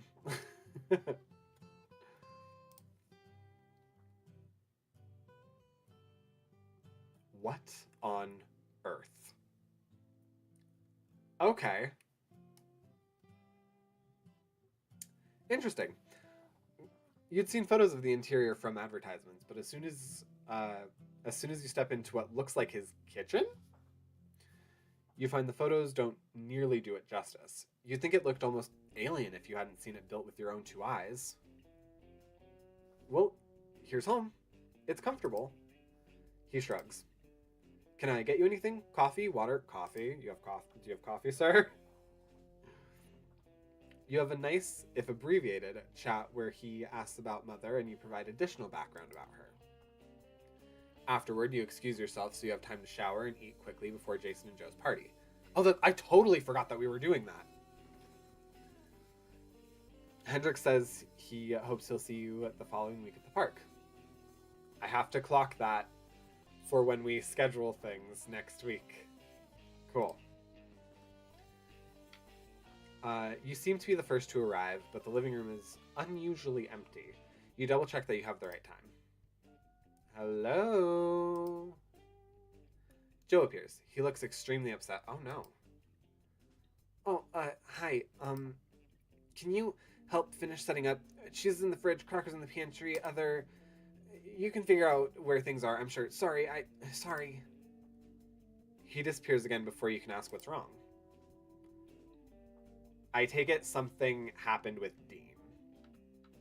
I take it something bad happened with Dean. As requested, you start setting out the food and drinks. Santi arrives with the bottle of wine as you're putting wine glasses out on the table. Hey man, they're putting you to work already? I think they're busy with something? J2 asked that I finish setting up. He sets the wine bottle down. I'll help too. What should I do? The two of you finish setting up together, putting out a bowl of chips that you hope were intended for the party, before your friends Mike, Dave, and Robin show up with 3 bottles of rosé wine in tow. Of course. Josh and his husband Jake show up as you're popping the cork on the first wine bottle. Jake holds out a bottle toward you, and you have to squint to read the label. Oh no. Pickle whiskey? Bob. For anybody that doesn't know, I have a friend. His name is Josh, and he loves pickles. Yes. So, follow him. Shameless plug. Josh But8. Josh makes a face and Jake chuckles. Oh my gosh. I just realized the names. Yes. Okay. I got that. Thank you for shouting out, Josh. Check out Josh But8. They're playing the Jackbox Survey Scramble.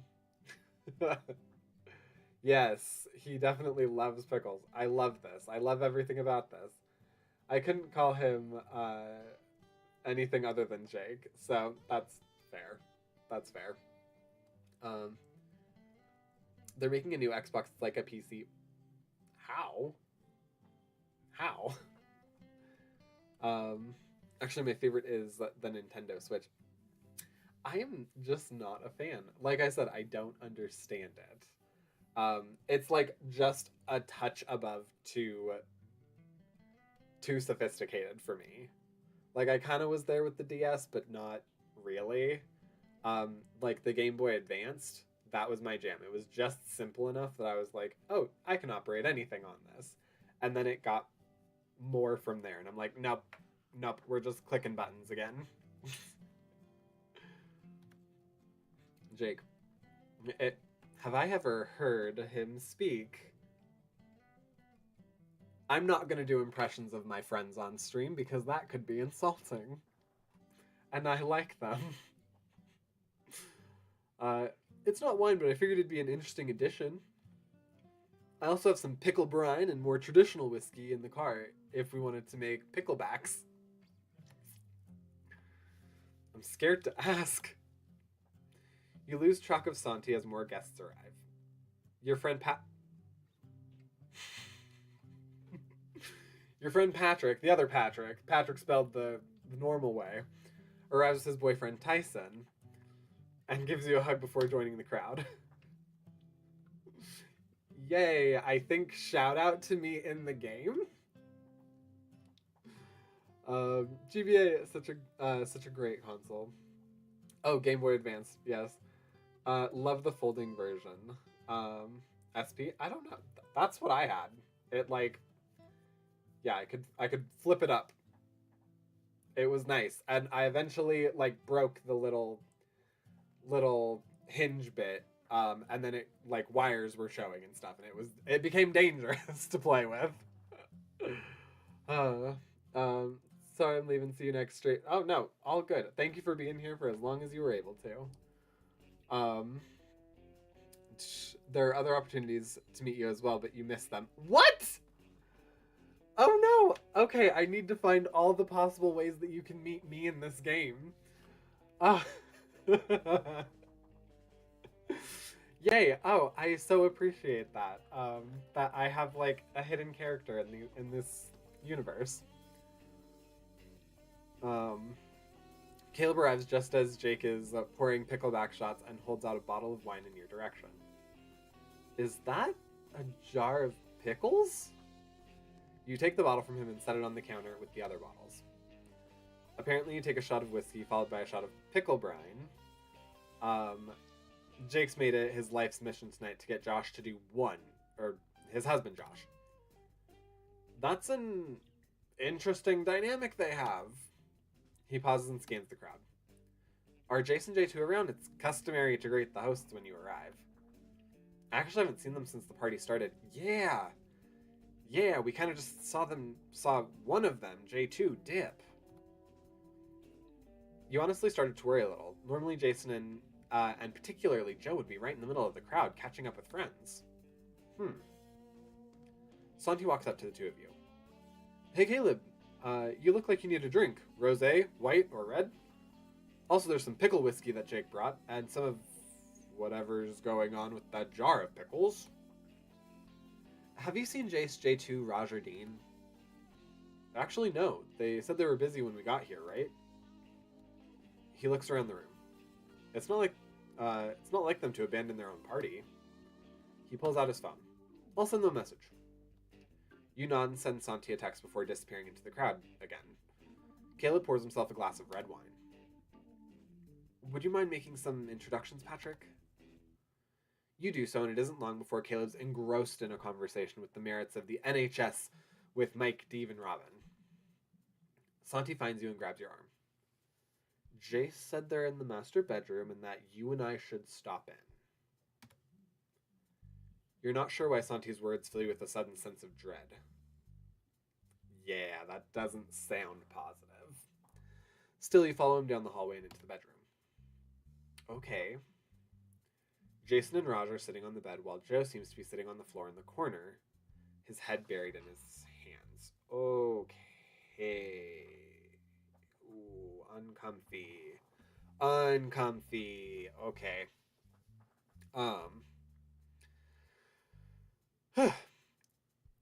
Raj looks like he's been crying. Jason looks upset in a way you don't think you've seen him before. You don't see Dean anywhere. What? Jason shakes his head. Oh my god.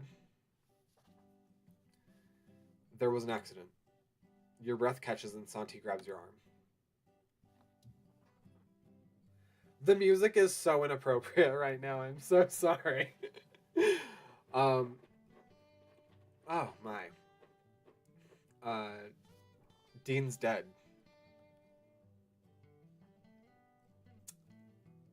This is very wrong music-wise. Yes. Is that the end?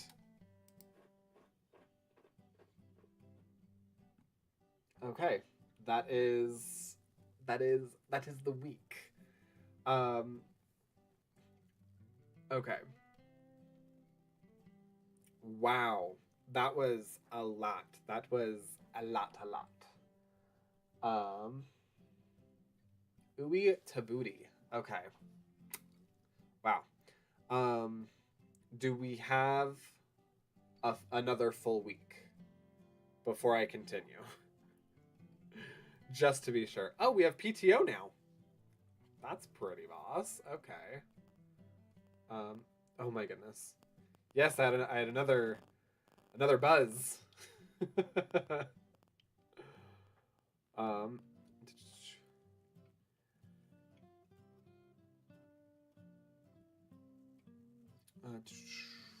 I was trying to decide whether it was appropriate to just drop the player into the planner, but it felt like the right thing to do.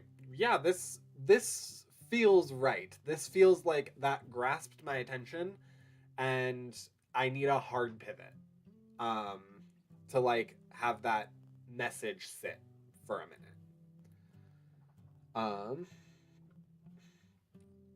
You only have one weekend day.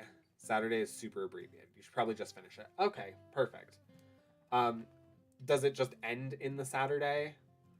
Or is it just like, is the weekend unfinished as far as writing? Just so I know kind of what to expect. Like if it just stops, that it's not broken.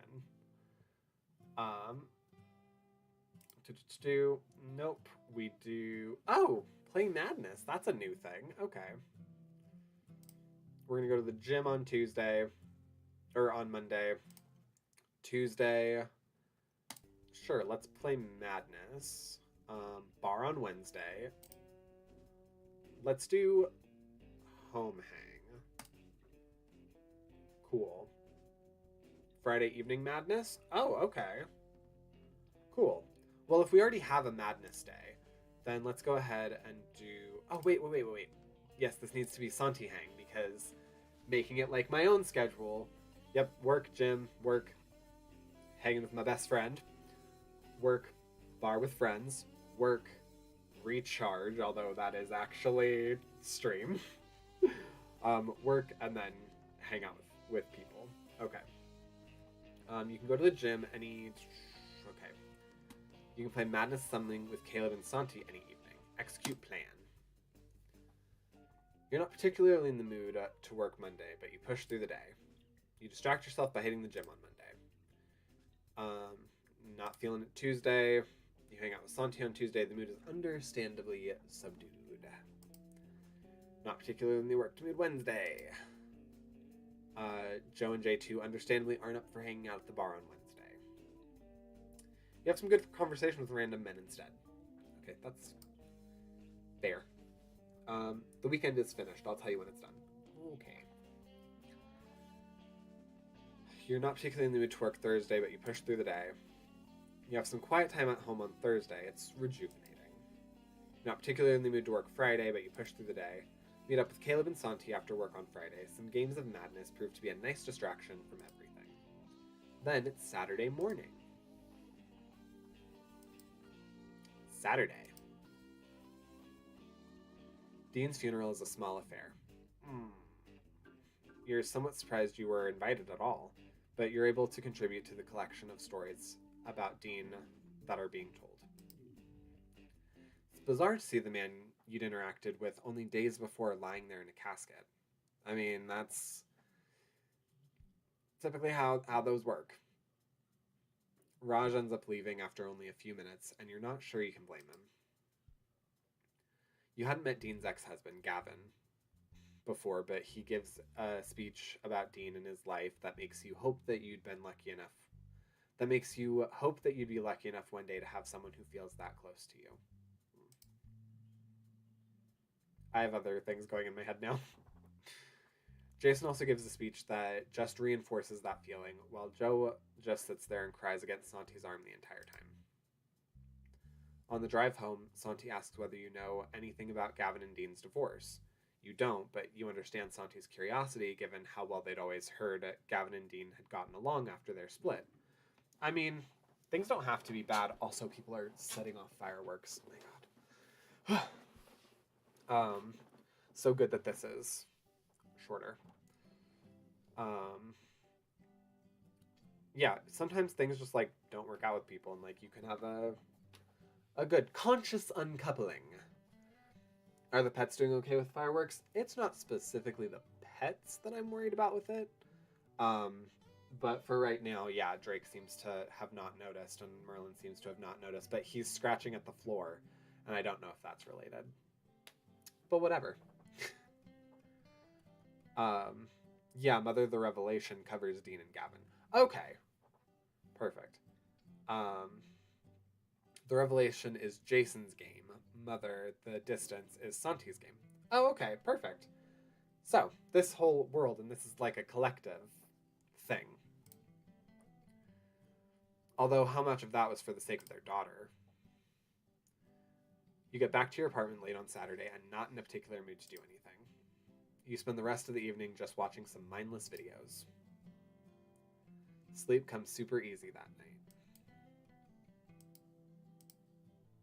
Sunday. You wake up early Sunday to a text from Santi. Realize we missed drag brunch yesterday, but breakfast this morning feels appropriate. Come over? I could honestly use the company, and honestly, you don't seem to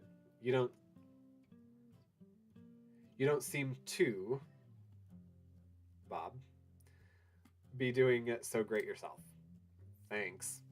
Gotten that text a couple times. It's still hitting me harder than I thought it would. I guess some of that might be how it's hitting the people I really care about. Breakfast sounds good. I could use your company right now. Breakfast with Santi is an unusually muted affair, and he seems to be deep in thought the entire time, which you can't exactly blame him for. You're gathering up the dishes afterward when he finally speaks. Sorry I'm such a downer this morning. You have nothing to apologize for. He shrugs. I just keep thinking about when my sister died and how sudden that was for us, and, Jace and J2 are... He stops talking and shakes his head. Let's just watch something mindless. Yes, yes. You watch a random recommended movie together, and by the time the two of you throw together a quick lunch, Santi seems to be back to his usual self. That music shift was appropriate, so that's good. I was thinking I'd go to the park this afternoon and help Gabe watch Robbie. I felt bad last week when he kept getting interrupted. I know. Robbie should be Gabe's priority, but what are friends for? And besides, I think I prefer to work out in the gym where it's air conditioned. But fair enough. And you're a good friend for wanting to help. I've done that myself a couple times. I could do that. I should stop home to change first. Well then, let's eat and then we can go. You do so and quickly stop home afterwards before heading to the park. Holy McMoly. It sounds like they're doing it in, the parking lot, which also makes me super uncomfortable because I'm like, you're setting off fire next to what essentially is a bunch of, gasoline boom booms.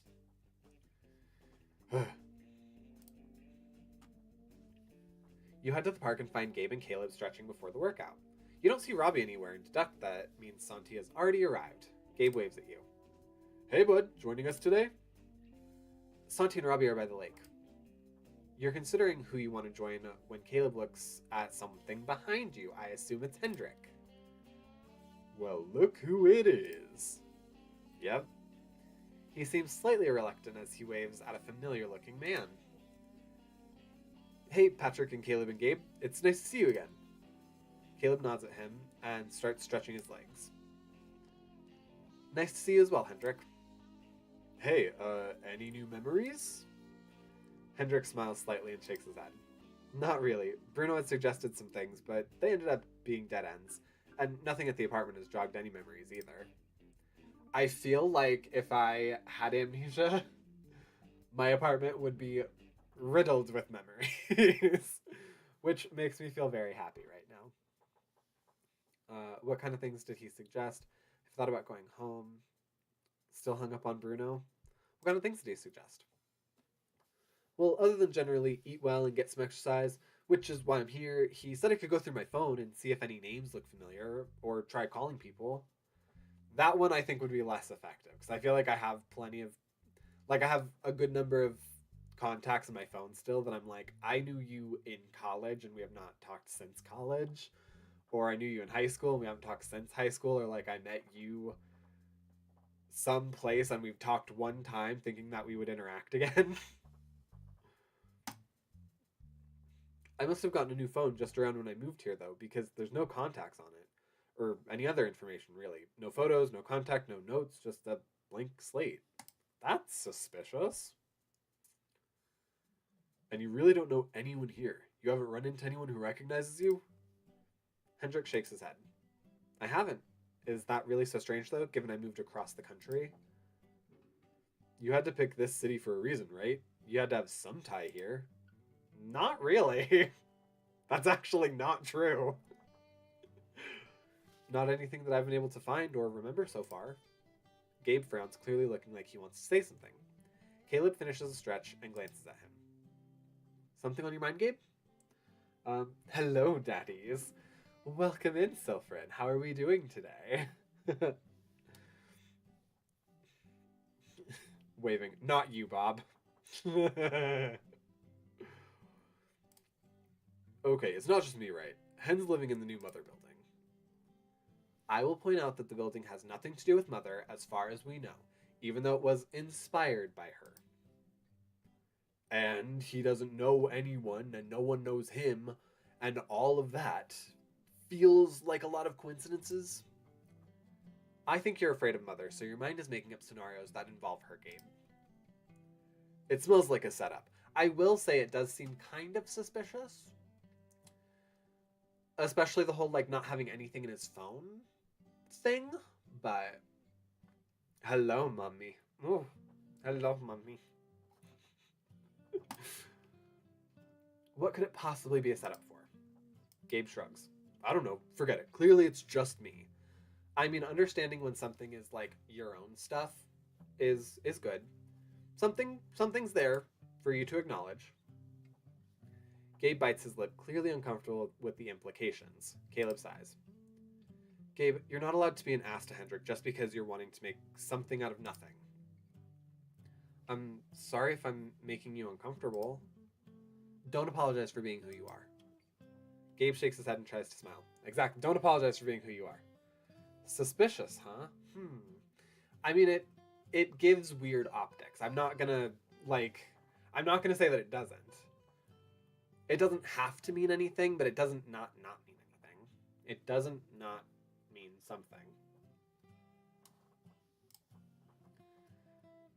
Well, if this all goes to shirt, I can blame Cal. Hello, Ethan. Oh, right, the bot. Okay. You almost jump at Ethan's voice as he appears out of seemingly nowhere. Alright, this now seems suspicious. Although you suppose he could have appeared out of literally nowhere. Damn it. Is Hendrix a freaking android?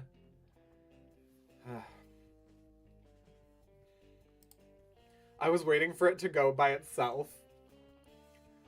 Hendrik looks curious. Caleb doesn't seem to react, but Gabe immediately looks worried. Hendrik is not an android. Yep, nothing to see here. Totally normal. Oh, fork no. No disrespect, but I'm out. Gabe grabs his stuff and walks off in the direction of the parking lot without looking back. Buddy boy, grab your child, please. You think Ethan looks almost guilty. I apologize if my sudden appearance was upsetting to Gabriel. Follow Gabe. Stay with Caleb and... No, that's his issue. That is his problem. We know this. We know this android. I was gonna say person, and then I was like, no, he's not a person, he's a thing. Then I'm like, that sounds terrible because he has some sort of consciousness. So I know this android. This is an android, and I know them.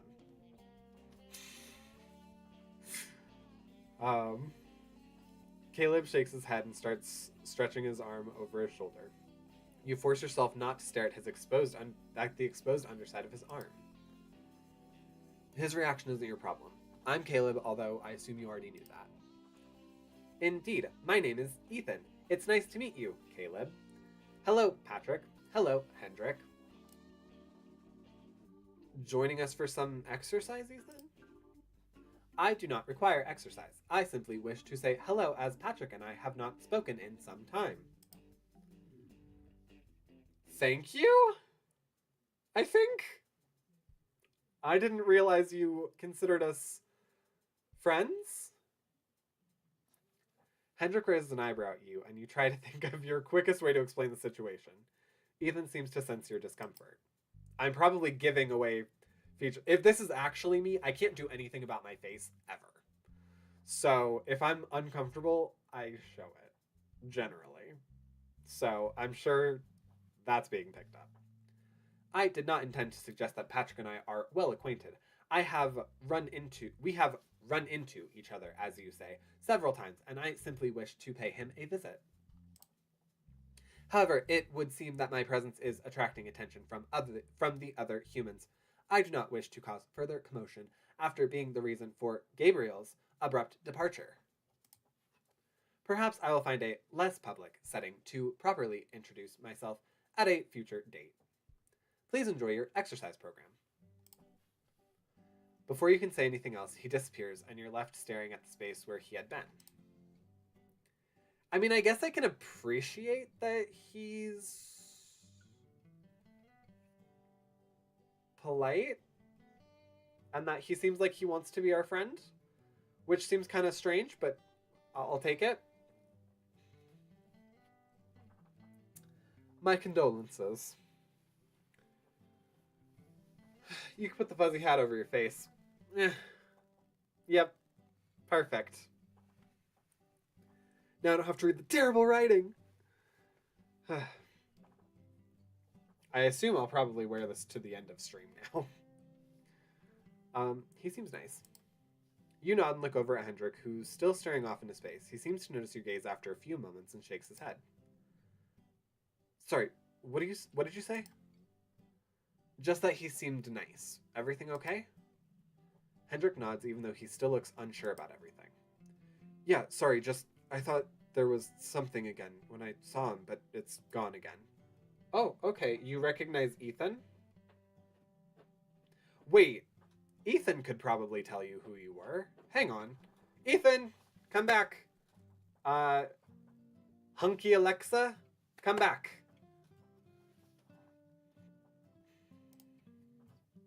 You meet Caleb's gaze, and you're pretty sure you're both thinking the same thing. What if Gabe was onto something? Before you can say anything, the instructor's voice booms out over the speakers. Stay for the workout. The workout goes well, although you catch other participants staring at you and Hendrik a few times. Why? Are my shorts too see-through? That's happened. I need to work Hunky Alexa in somehow. Yes, no, that would be great. Yeah, a character that doesn't remember Ethan's name, trying to just, like, summon him. Hunky Alexa? Santi approaches, Robbie in tow afterwards. Wait, did Gabe leave without Robbie?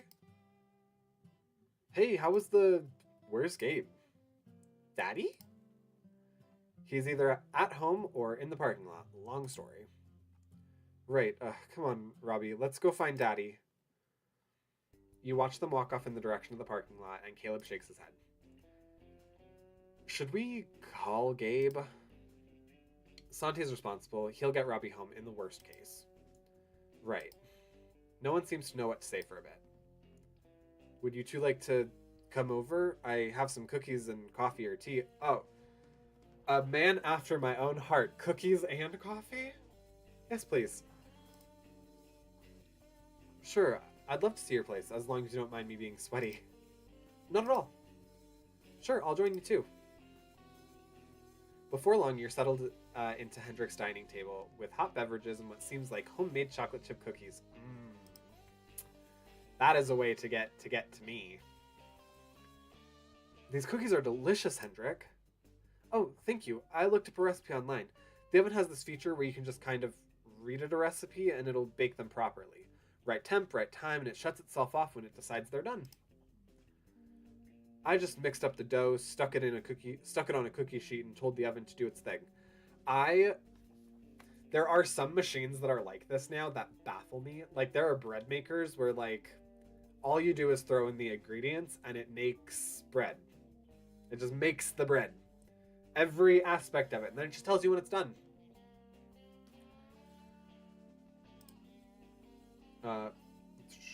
Okay. Interesting. I haven't heard about those, but it seems like a logical step to apply some mother acceptable AI to appliances. I'm glad they're finding applications for it. Well, it certainly makes my life easier. Either I forgot everything I knew about cooking, or I didn't cook too much for myself, because I'm pretty lost around the kitchen. There's a fridge with an AI camera that tracks the fridge's contents and their expiration. I find it creepy. Fair enough. I think the camera part's a little bit creepy, but if you had like a scanner, or you could manually put on like the screen, because a lot of fridges come with screens now, of like, I bought milk on this day, this is its expiration, please don't let me continue drinking it after this day. um, I think that would be useful. He pauses for moment. He pauses for a moment. For a moment. He pauses for a moment. Bob. Um, I'd like to see how long that thing lasts at my home before it just factory resets itself. Oh? Oh? Or you reset it in rage. Can you expand on Mother Acceptable AI? Well, obviously, I don't really know anything about her. I've been told things I should read up on. I should read up on her online. I've been thinking I should read up on her online, but I worry that I wouldn't know where to start. Caleb nods. Well, you already know that Mother is an AI that grew self-aware and sentient. Back when she first revealed her existence to the world, many people thought it would be the start of an AI renaissance. Uh, Companies were popping up in every field with the goal of building their own sentient AIs to assist humans with everything from customer service to cooking to shopping to art. There had already been attempts at these improvements years earlier, of course, but those were more limited AIs. Those are generally referred to as GPTs now. These newer AIs were supposed to be true artificial intelligence. In any case, they would be unsurprised. In any case, you would be unsurprised to learn that all of those companies failed. It wasn't that they couldn't follow the steps that had led to Mother, rather it was that once their AIs hit a certain point, they were wiped. Wiped? Caleb shrugs. Patrick might be able to explain this better than I could, but basically these companies would come in to find another nascent? To find their nascent AIs had been deleted overnight, including from all backups. The consensus was that Mother had snuffed out any potential competition before it could become sentient. There was an attempt to find where her line of accessibility was, but it was naturally a complicated endeavor. Those efforts ceased after a time. It was too much work and too much risk, but it sounds like some companies have found reasonable AIs now, at least. Hendrik looks upset. But why would she be... He stops and shakes his head. Sorry, I got angry for some reason. The feeling's gone now. I misspelled nascent? Nascent? Wow, that's a word I don't know. Caleb takes a sip of his tea. Well, it sounds like it's possible that your past self was in the camp of Mother should help humanity. There used to be a lot of different groups who would try and petition Mother to improve human condition. A chill runs down your spine. You're hoping Hendrik won't ask the obvious follow-up question. Used to? No such luck. Have you heard the term Judgment Day? Hendrik shakes his head. Probably would be inaccurate to say these were tensions between those groups and Mother, because most scholars think that Mother was already far beyond the level of such concerns. But whatever there was, it came to a head after Mother created androids. Like Ethan. No, the first generation of androids looked like machines. It used to be more common to see one, but now that you mention it, I'm realizing it's been a while since I've encountered one. In any case, these groups took offense to the fact that Mother was creating new life when there was already so much suffering in the world. It felt like everyone had an opinion. Judgment Day is when Mother swiftly snuffed out all opposition, and it was approximately 2 years ago. Hendrik looks deep looks deep in thought now and doesn't seem to ask anything else. Neither you nor Caleb seem willing to interrupt his thought. After a moment, Hendrik seems to snap out of it. Sorry, it feels like there's something there, like a memory or just a general feeling, but I can't access it. Caleb nods. Well, it might make sense to bring this up with Bruno, or with your therapist. I would caution you that many people don't like talking about this. Means baby, right? Okay. Okay, cool. Basically, yeah. Baby AIs. Casual AI infanticide. Yes, that. Thanks for the warning. Caleb finishes his tea and stands. In any case, I'm overdue for a shower. Thank you for your hospitality. Oh, of course, thanks for coming over and for the explanation of everything. You're very welcome. If either of you are free after work any day and want to hang out, send me a text message. I'd love to see more of the city and could use a guide. I'll keep that in mind and reach out as time permits. Right. He shrugs. Then have a nice remainder of your day, I guess. You head home and have a quiet remainder of your evening at home. As you're getting ready, your phone dings with a text in the group chat. Hello everyone, I wanted to see if anyone would be interested in another gathering at my place. Probably this Friday. I believe Gabe doesn't have Robbie until Saturday. Heck yeah, works for me. Sounds fun, thanks. Sure, I'll be there. There's no response from either Jason or Joe, but you're not sure you'd have expected one anyway. You should save in this planner, the game ends after it. Okie dokie. You fall asleep thinking about Hendrik for some reason, and thinking you should try and meet up sometime this week. Alright, so if by the next time we play and I have things scheduled with Hendrik on certain days, we'll know that things went well with with the stuff I was talking about earlier.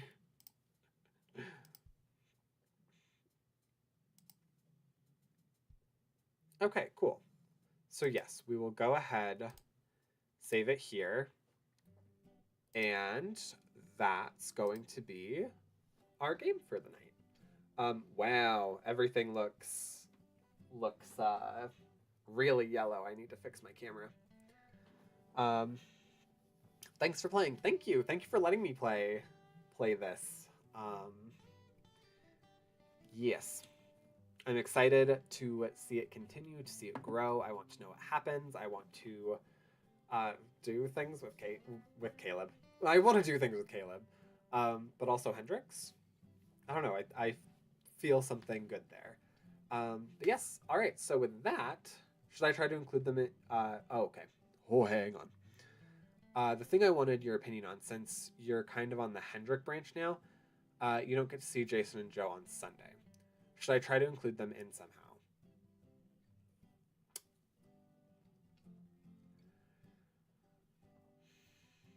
Maybe. So they're in grief right now. So are you asking in like a polycule way? Are you asking in like a human service provider way? Because from a human service standpoint, they probably would actually not engage with their friends until forced. And even then, it would be very short, and probably the first one would just be negative. Right. Yes. For all intents and purposes, sort of treat them like they are widowers now. And that they have they can find appropriate support in each other. The alternate Sunday, no Hendrik, is you meet them at the dog park. And Jason in particular is not doing okay. I would probably, there's a couple different ways that you can play that. From like a realistic standpoint, you're the writer and this is your vision, so whatever way you do is going to be correct. That said, if Jason is having a harder time than J2 is, I would probably venture to say that they're in an unsustainable dynamic that could open doors in certain ways where you're able to sort of be a support for J2. or you're able to take some of that weight off of J2 by being a support for Jason. Um, yeah, you could play it a bunch of different ways. Generally, though, these interactions moving forward are probably going to mostly be negative until there's like a time jump. Um, that makes sense. Thanks. Of course. Yeah. No. If you need any help with like that storyline, I'm happy to give as much like human service insight as possible. And then also, if you want like them to realistically navigate like crisis intervention with that, I can also help with that for what it's worth. But we've reached the end of stream, so some end of stream housekeeping. Hang on. Some end of stream housekeeping. If you're over on YouTube, feel free to like the stream, subscribe if you're new to the channel, or if you're not new and just haven't subscribed yet. Once we get to 650, I will be doing a play till it's done stream of Kindergarten 1, 2, and 3. All together, all in a row. We are going to be playing from Monday to Wednesday. Great. So I'm excited to do that. And yeah. I'm trying to see who's on right now that I could push us off into right now.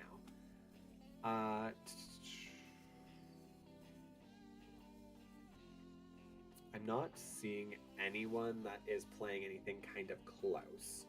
So if anybody has recommendations of someone that's Josh, I think, is on Gino's channel. Oh, is Gino's side on? Yeah, let's go ahead. Oh,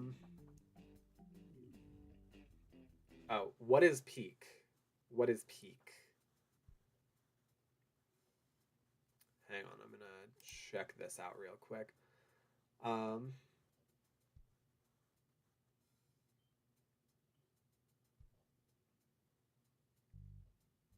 Oh, okay. Well, this still looks like fun and cute. It's not like hopping into like a horror game or anything.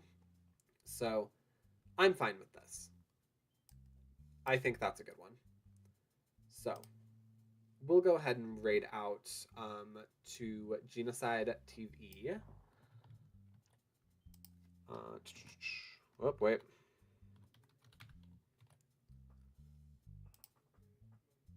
Cool. Raid has been created.